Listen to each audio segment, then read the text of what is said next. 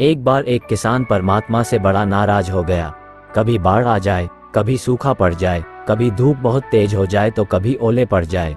हर बार कुछ ना कुछ कारण से उसकी फसल थोड़ी खराब हो जाए। एक दिन बड़ा तंग आकर उसने परमात्मा से कहा, देखिए प्रभु, आप परमात्मा हैं, लेकिन लगता है आपको खेती बाड़ी की ज्यादा जानकारी नहीं है।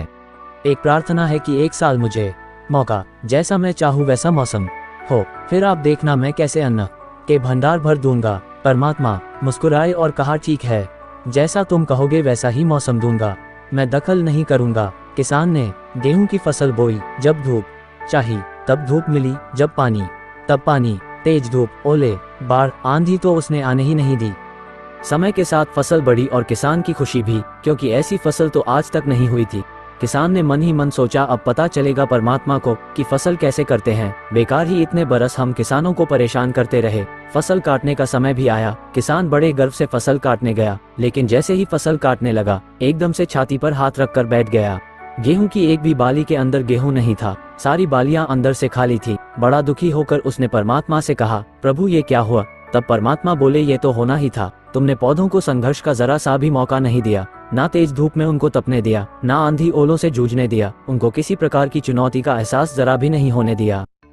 इसीलिए सब पौधे खोखले रह गए। जब आंधी आती है, तेज बारिश होती है, ओले गिरते हैं, तब पौधा अपने बल से ही खड़ा रहता है। वो अपना अस्तित्व बचाने का संघर्ष करता है और इस संघर्ष से जो बल पैदा होता है वो ही उसे शक्ति देता है, ऊर्जा देता है, उसकी जीवटता को उभारता है। सोने को भी कुंदन बनने के लिए आग में तपने, हथौड़ी से पिटने, गलने जैसी चुनौतियों से गुजरना पड़ता है, तभी उसकी स्वर्णिम आभा उभरती है, उसे अनमोल बनाती है। उसी तरह जिंदगी में भी अगर संघर्ष ना हो, चुनौती ना हो, तो आदमी खोखला ही रह जाता है, उसके अंदर कोई गुण नहीं आ पाता।